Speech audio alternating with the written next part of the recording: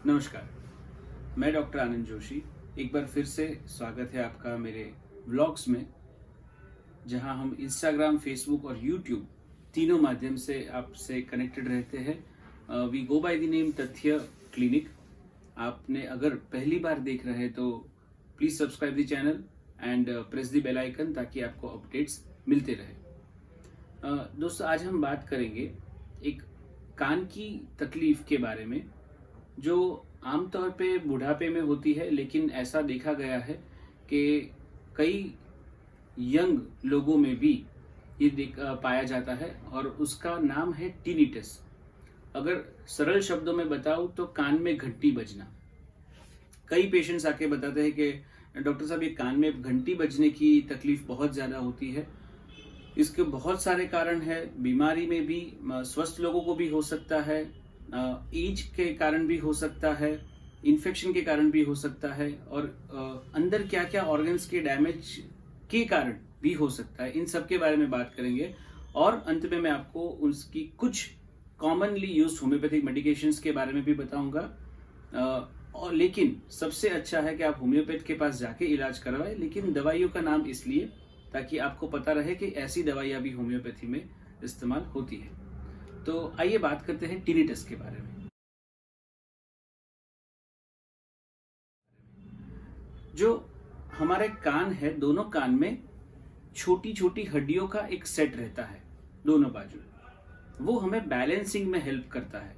आप देखेंगे कभी आपको अगर बहुत बुरी जम के सर्दी हुई है, आपके कान बंद हो रहे, तो आपको चक्कर भी आ सकते हैं या आपको जैसे बैलेंस जा रहा हो वैसा भी फील हो सकता है, चाहे आप यंग ही क्यों ना हो। उसका कारण है कि कान की जो हड्डियों का सेट है वो हमारा बैलेंस या इक्विलिब्रियम मेंटेन करता है। वो जब वहां अफेक्ट होता है, वहां इन्फ्लामेशन या इन्फेक्शन होने के कारण ऐसा हो सकता है। इसे हम सरल भाषा में वर्टाइगो कहते हैं, यानी चक्कर आना। तो चक्कर आएंगे तब डॉक्टर के पास आप अगर जाएंगे ईएनटी के पास, तो बताएंगे कि वो कान में जो हड्डी है वहां पे कुछ तकलीफ है, उसके कारण ये बैलेंस का इश्यू हो रहा है। अब जो वर्टाइगो है वो एक दो में से एक कान में भी हो सकता है, जरूरी नहीं है दोनों कानों में ही होगा। कभी कभी ऐसा भी होता है कि कान में घंटी बजती है। जैसे ही व्यक्ति अकेला बैठेगा, शांत बैठेगा, कोई आवाज बिना के माहौल में बैठेंगे, कभी रात को जैसे देर से आप अपने रूम में गए और तब आपको अचानक से लगेगा कान में घंटी बज रही है, तो उससे कहते हैं टिनिटस। ये दोनों अलग चीजें हैं। टिनिटस या कान में घंटी बजने का कारण ओल्ड एज भी हो सकता है, जहां ये हड्डियां थोड़ी कमजोर पड़ गई हो, जो उसको नर्व सप्लाई कर रहा है वो नर्व्स कमजोर हो गई हो, वो चेता कमजोर हो गई, उसके कारण भी हो सकता है।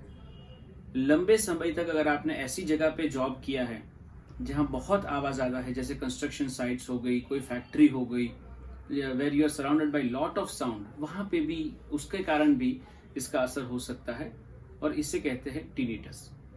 अब एक ऐसी परिस्थिति है जहां पे वर्टाइगो और ये आवाज दोनों संग संग रहता है साथ में। आमतौर पे अमूमन ये देखा गया है कि आइदर वर्टाइगो या फिर ये आवाज घंटी बजती है, जब दोनों साथ में रहता है तो उसे मिनियर्स डिजीज भी कहते हैं। लेकिन मिनियर्स डिजीज दोनों कानों में नहीं होता है, usually any one of the year, यानी दो में से एक ही कान मिनियर्स डिजीज से अफेक्टेड रहता है। तो कारण में हो गए एज के कारण जो बोन्स थोड़े वीक हो जाते हैं, वो बहुत ज्यादा समय नॉइज एक्सपोजर रहना, फिर हो गया आपका कोई किसी प्रकार का लॉन्ग स्टैंडिंग ईयर इन्फेक्शन, बहुत लंबे समय तक अगर आपके कानों में कोई प्रकार का इन्फेक्शन रहा, तो वो भी एक कारण है इसके लिए। तो वैसे सब कारण है टिनिटस के लिए और मिनियर्स डिसीज के लिए। तो क्या कर सकते हैं आप? तो अगर if you want to take good care, अगर आप संभालना चाहते हैं, प्रिवेंट करना चाहते हैं, तो अवॉइड लाउड वॉइस और नॉइज एक्सपोजर। अगर वैसी आपका जॉब पार्ट है तो आप ईयर प्लग्स अवश्य यूज करें। सिर्फ कॉटन ना डालें, एक ईयर प्लग आता है, अमेजोन पे भी आपको मिल जाएगा, they are very pretty cheap, एकदम सस्ते ईयर प्लग्स आते हैं। वो ईयर प्लग्स डाल के रखें ताकि आपको वॉइस एक्सपोजर से, नॉइज एक्सपोजर से आपके कान के अंदरूनी भाग को आप बचा सकते हैं। अगर ईयर इन्फेक्शन जैसा है, खुजली बार बार हो रही है, पस निकलता है, कई लोगों को ये दिक्कत रहती है, और एंटीबायोटिक खाने के बावजूद ये ईयर इन्फेक्शंस रहते हैं तो उनकी होम्योपैथिक इलाज करवाए, परमानेंटली उनको ठीक करें। कान के स्वास्थ्य के लिए गले का स्वास्थ्य बहुत जरूरी है, क्योंकि ये वो ईस्टिशियन ट्यूब से ये कनेक्टेड रहते हैं, तो थ्रोट केयर भी इतना ही इम्पोर्टेंट है। इतना करने के बाद आप देखेंगे कि ये तकलीफ ज्यादा नहीं होगी। फिर भी अगर हो तो आप होम्योपैथिक डॉक्टर के पास जाए और उनका एक पूरा आप हिस्ट्री देकर वो डॉक्टर आपकी तासीर के मुजब एक दवाई का चयन करेंगे और आपका इलाज पूरा ठीक से होगा। कुछ कॉमनली यूज दवाइयों के नाम बताऊंगा मैं यहाँ पे आपको। जैसे पहली दवाई है कॉस्टिकम हेनेमेनी। कॉस्टिकम बहुत ही अच्छी मेडिसिन है, जिनको कान में घंटी बजती हो, वर्टाइगो हो रहा हो और स्पेशली ये ओल्ड एज के कारण हो रहा हो, जैसे 50 प्लस या 60 प्लस, तो कॉस्टिकम 30 या कॉस्टिकम 6C पोटेंसी में सुबह शाम आप 15 से 20 दिन लेकर देख सकते हैं, आपको आराम होना चाहिए। दूसरी दवाई जो है वो एक बायोकेमिक सॉल्ट में बता रहा हूँ। बायोकेमिक सॉल्ट्स यानी हमारे शरीर में पाए जाने वाले जो मिनरल्स हैं, सॉल्ट्स हैं, उसमें से एक है और वो है काली म्यूरियाटिकम। ये बहुत अच्छी दवाई है, हड्डियों के लिए बहुत अच्छी दवाई है, स्पेसिफिकली कान में जो टिनिटस है उसके लिए।